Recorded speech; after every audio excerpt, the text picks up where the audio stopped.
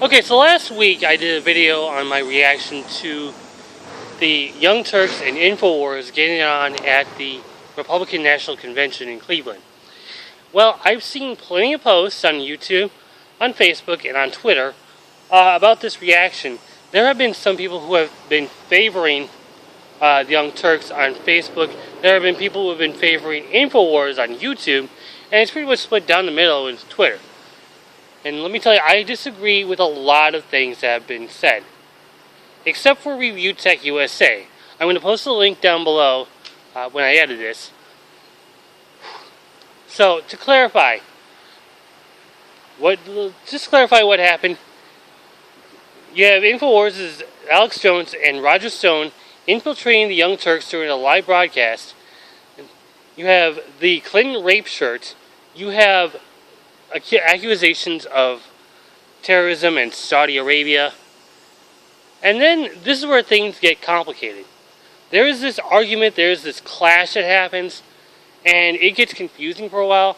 I still support the Young Turks up to the point where I can find the differences. Okay, so Cenk Uygur losing control on Alex Jones. He kind of got lost in control when it came to the verbal argument, but he never threw a punch. I would have been glad to see that punch being thrown. Then you also have Ann Coulter, who calls Alex Jones a fat fuck, even though she's opposing of fat-shaming people. Okay, to clarify, she lost her emotions when it came to Alex Jones. Because it wasn't that he was fat. I mean, you gotta admit, he did have a beer belly on him. But it's that he was a big fat liar. Yeah, a lot of InfoWars people, you're going to be paying attention to this. If you watch the Young Turks, you know that we do not lie. Not at all. We make mistakes, but we do not lie. Okay?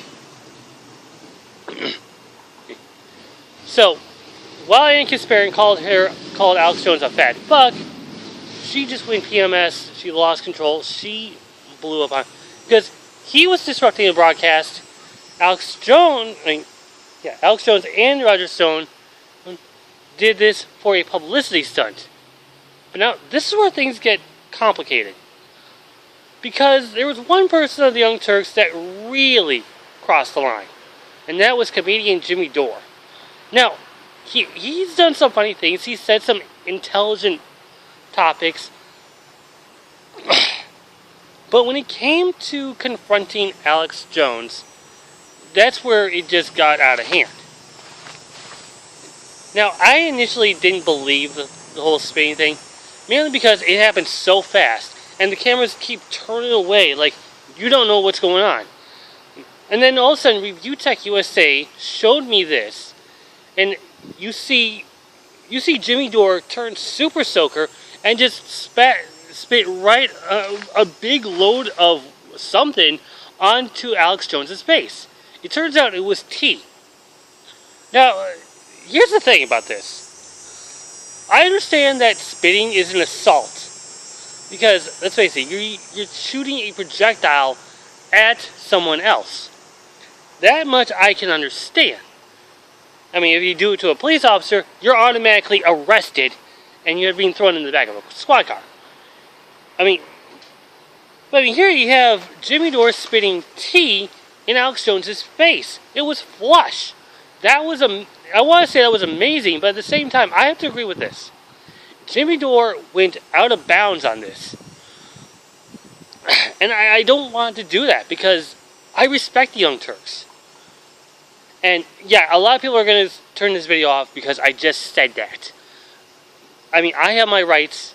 I mean, if you want to listen to someone else, go right ahead. Turn the video off, watch someone else react to this, and then come back to me for the full review. But here's what I mean. If you see the video, Jimmy Dore spat tea right in Alex Jones' face. But here's the thing.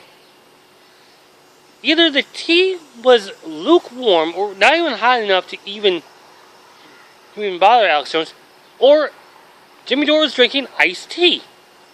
Because you don't see Alex Jones turning his head away, grasping his face in pain, and then running off the set. Keep this in mind. Alex Jones and Roger Stone came on the set, interrupting everything. There has been no word that he came on the set, that he was invited onto the Young Turks at all. Not one. And even Review Tech USA will tell you that much. So, but still, as I said before in some other people talking to me about this, I mean, yeah, he spit. It was over the line. But if all you have is spit, you're not worth my time. Now, the other thing that came up this week, and I know I'm bringing this up now, but is Ann Coulter.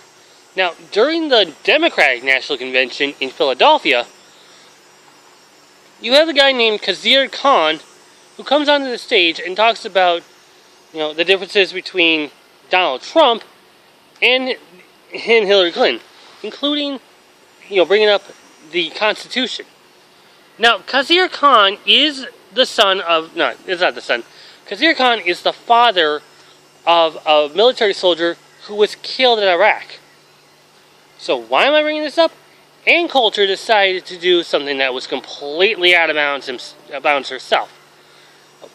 She went to Twitter and compared it and told him that, told Twitter that, you know what this guy reminds me of?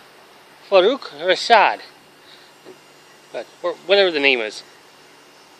And everyone just got mad at her. Ann Coulter deserves to be off Twitter for good. Deserves to be off social media forever. Here's what I mean.